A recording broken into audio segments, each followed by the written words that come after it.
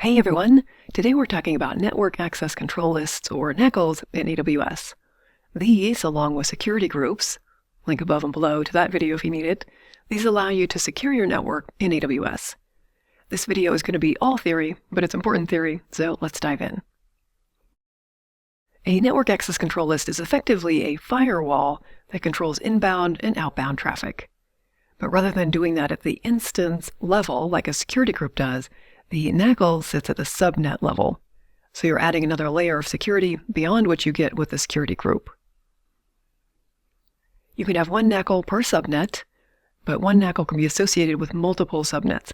So maybe you have multiple subnets set up for a web tier, for example, and you want the same rules on all of them.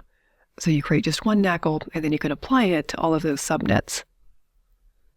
NACLs have inbound and outbound rules that control traffic, and here's a couple of examples here. Each rule has a number associated with it, and that controls the order in which they're evaluated. And the lowest number is evaluated first.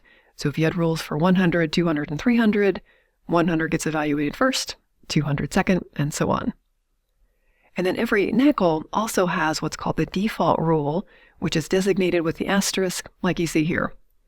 This default rule cannot be deleted, and it's always evaluated last, and basically says any traffic coming in or out that wasn't caught by a previous rule, we're going to deny it.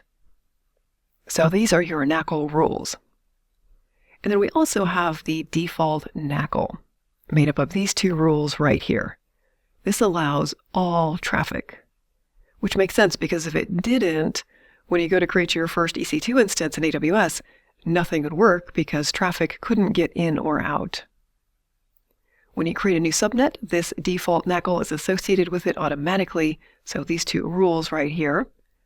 You can modify the default NACL, but a best practice is to create your own NACLs for whatever your needs are. So let's try to apply some of that through an example. Let's say that you want to block all HTTP traffic on port 80 from your subnet. How would we modify these rules? Well, because the rules are evaluated from lowest to highest, you would need to insert something with a number less than 100. So insert at the top here. And actually the position of the table doesn't really matter, but you just need a number lower than 100.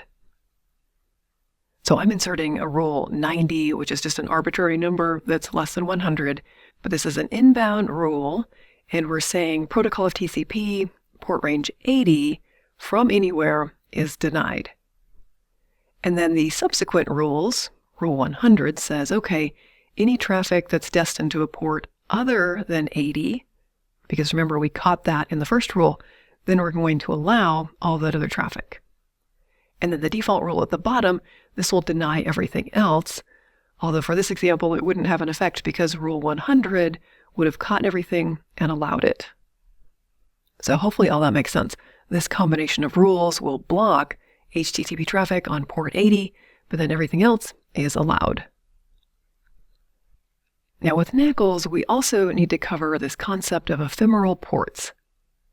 Boiling things down to the simplest form, we have a client that sends a request to the server, and the server will send back a response, which is pretty basic stuff if you do any kind of web development.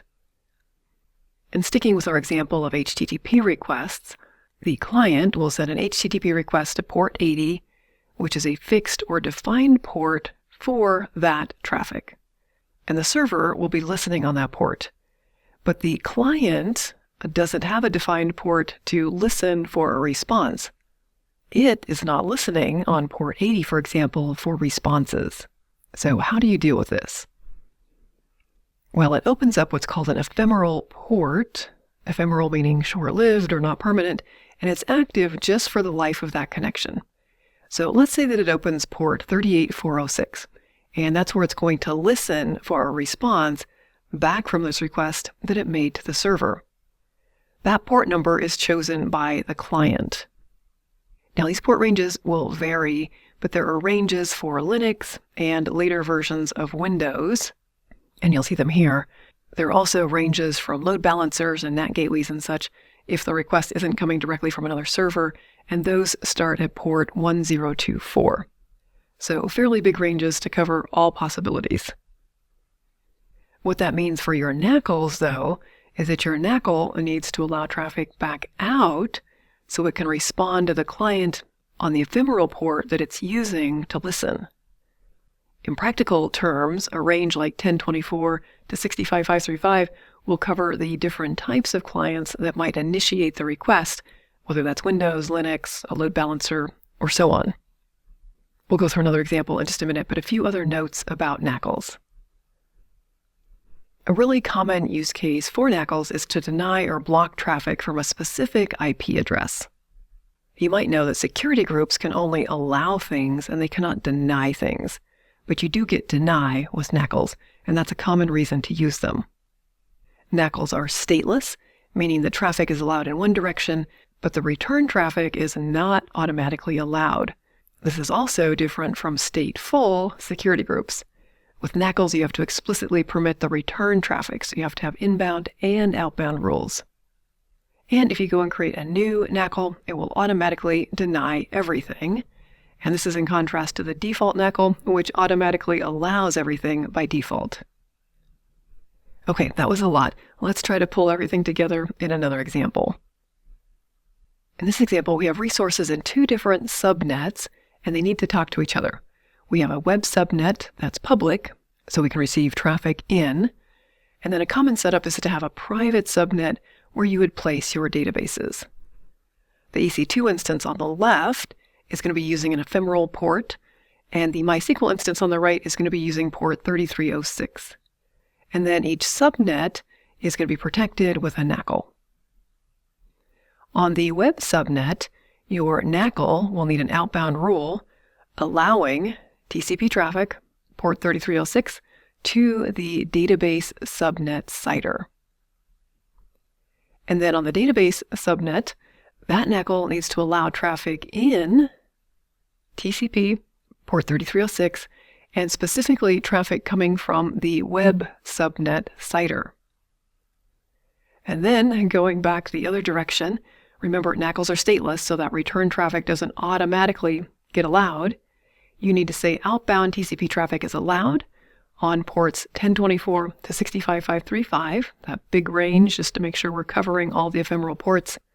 And here the traffic is going to the web subnet CIDR. And then finally on the web subnet NACL, we need an inbound rule to allow traffic on ports 1024 to 65535 from the database subnet CIDR. So as you can see, you need to be very specific and careful when setting up the NACLs to get them just right. So those are the basics of working with NACLs in AWS. I know this is a lot of information, but hopefully it gives you the general idea of how you can use these to secure your network. If you found this helpful, give me a thumbs up on the video so YouTube knows to share it with more people, and also think about subscribing for more content like this. Thank you so much for watching.